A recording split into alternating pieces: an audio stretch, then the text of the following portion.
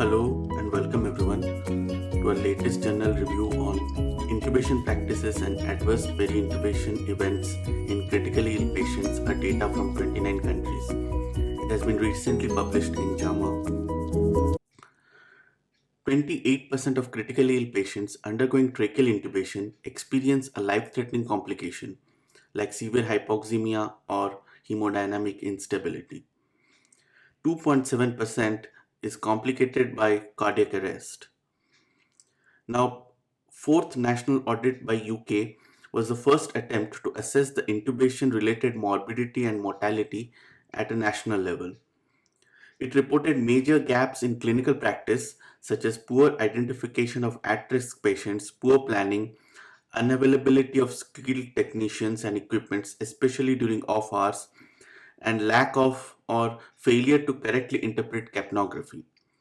Now, based on these facts, the objective of this study, that was the international observational study to understand the impact and best practices of airway management in critically intubated patients, that is the INTUBE study, was developed with the following objectives: to assess the incidence and type of major adverse peri-intubation events in critically ill patients, to examine the factors with these events, and to determine the association of the adverse peri-intubation events with outcomes among critically ill patients. Now, the methods: it is an international multi-centered prospective cohort study. It was done in an enrollment window of 8 consecutive weeks selected by each center from October 1st, 2018 to July 31st, 2019. The inclusion criteria were all consecutive critically ill patients, that is age more than 18 years, life-threatening impairment of the cardiovascular, respiratory or neurological system requiring in-hospital intubation during enrollment period at each center. The data collection: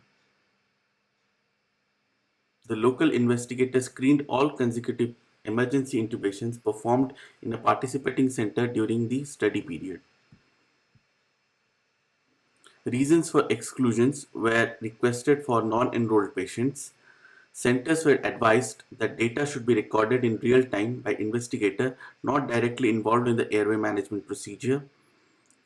The primary outcome: at least one of the following composite outcomes should be present, that is severe hypoxemia, that is saturation less than 80% within 30 minutes from intubation, cardiac arrest during 30 minutes, cardiovascular collapse, which was defined as a systolic blood pressure less than 65, systolic blood pressure less than 90 for more than 30 minutes, a new need for vasopressor or the increase of vasopressors or fluid requirement to achieve the target BP. The secondary outcomes were difficult intubation, cannot intubate, cannot oxygenate scenario, front of the neck airway, cardiac arrhythmia, aspiration, esophageal intubation, pneumothorax, pneumomediastinum, dental injuries, airway injuries, and finally mortality at ICU discharge. The sample size calculation: the aim was to collect at least 1,000 major adverse events, and based on the data of 28%, they expected that they will need at least 3,600 intubations to get 1,000 adverse effects. Now, in order to avoid over-representations of centers with high admissions rate, a 20 patient limit was given for each center. So at least 180 centers worldwide was needed to achieve this sample size. So coming to the results, total 3,659 patients were assessed for eligibility. Out of this, 540 were excluded. This is a large number again that has been excluded, and 3,119 were eligible patients. Out of this, again 126 were excluded because 57 local investigator was available, 50 didn't give consent, and there were other reasons. So ultimately they enrolled 2,993 patients. Out of this, 29 were excluded because the intubation was because for only tube change. So if you look at the final data, total 2,943 patients were followed up till the ICU discharge. So if you come to the demographics, the age was around 63, median, predominantly male, two-thirds patients were male. The body weight was around 70, BMI 25, SOFA score was 7. Respiratory infection prior to this admission was present in around 10% of the cases. Bilateral opacity was most commonest, around 30%, and before the intubation, most of the patients were on standard oxygen. 21% on NIV, high flow 12%. PF ratio was 165 at the time of intubation. Vasopressor support was present in 30%, nearly 25% of the patients. Fluid bolus prior to intubation was given in nearly 40% patients. The heart rate was around 103. Location of intubation was again mostly in the ICU. Two-thirds of the patients were in the ICU. The rest were in the emergency department, some in the ward. The reason for intubation was predominantly respiratory, followed by neurological. So, majority of the patient belonged to respiratory failure or neurological impairment. Now, adverse effect. The final primary outcome was seen in 45% of the cases. So, almost 1 in 2 patients had some adverse effect. And the most important adverse effect was cardiovascular instability with 42.6%. And in cardiovascular instability, the most important factor was increase in the vasopressor requirement. The second most common complication was severe hypoxemia, which was seen in around 10%. Cardiac arrest was seen in 3.1%, with death occurring in almost 50% of them. So around 1.5% of the patients died during intubation. Now, cause of cardiac arrest was again most highest was again the same, hemodynamic instability followed by hypoxia. Now, regarding other side effects, esophageal intubation was seen in 5% of the cases, cardiac arrhythmia in similar 5%, difficult intubation 5%, aspiration of gastric content 4%, dental injury, pneumothorax and airway injury around 1%, pneumomediastinum in 8%, that is only 0.3%. Now, regarding the process, the application of airway management protocol was there in only 51 centers, and it was not there in 34 centers. In 15% of the centers, the protocol was in place but was not used. Now, pre-oxygenation method, predominantly the ambu bag, that is the bag valve mask, and followed by the face mask. NIV and HFNO was used in lesser quantity. Apneic oxygenation, that is giving oxygenation during the intubation, was used in 10% of the cases. Rapid sequence intubation 62%, cricoid pressure in 40%. Induction agent was most commonly again propofol. Now, considering the most important complication being cardiovascular instability, propofol could have been one of the major factors contributing to this cardiovascular instability. Surprisingly, etomidate use was only in 17% of the cases. Muscle relaxant, predominantly rocuronium, 42%, followed by succinylcholine. Opioid use was there in 51% of the cases. Method of direct microscopy was 81% Macintosh or Miller, followed by only 17% video laryngoscopy. Now, use of intubation adjuncts, predominantly it is stillets and boogies, mostly stillet. First method used to confirm intubation was again auscultation, 60%, waveform capnography, 25%.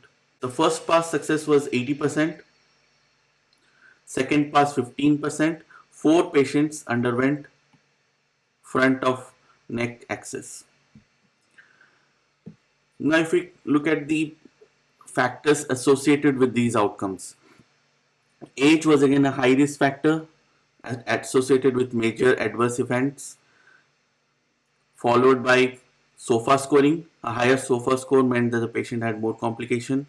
And in chronic diseases, the important association was with ischemic heart disease, chronic renal failure, heart failure, and hematological malignancy.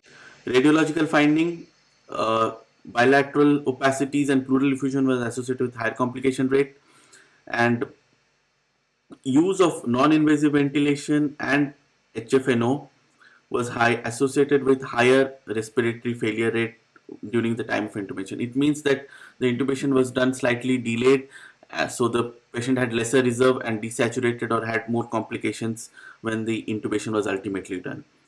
PF ratios were worse in patient who had major adverse effects. Use of vasopressor was again twice as much prior to the patients who had adverse effects, which means that patients who already were sick became more sick during the process of intubation. Now, fluid boluses again were higher number in the group which had adverse effects. Apneic oxygenation was associated with higher risk of complications. Now, regarding the place and the skills of the people, most of the intubation was done in academic institutions, and in this the only significant finding is the place where the admissions were done, and most of the patients who came from the wards had more complications. In patient positioning, if you are intubating with a head up position, there is an increased risk of complication. So it is always better to intubate in supine position rather than in a head up or bench or any head up position. Multivariate analysis of patient, operator factors associated with fast failure rate. More complication was seen if there was reduced mouth opening, past surgery, or if the person was from an anesthesia or intensive care background, then the risk was less. Similarly, if the consultant did the complication, the chance of first failure was lower. Now, limitation. Direct access to the data was not available to the team.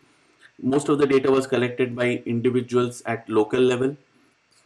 There is a selection bias because a lot of patients were excluded and many of the patients would not have been assessed. Also, we have no idea, since the selection was done at the local level and the investigators didn't have a direct control over it. There is a very high possibility of selection bias. Unmeasured confounders could have affected the final findings, that is the complications that are seen. So it is difficult to remove all the confounders and interpret the data. Now, there is always a difference in practice based on country, hospital, even in between ICUs of the same hospital. So it is difficult to compare the findings. Now, long-term complications were not assessed in this study.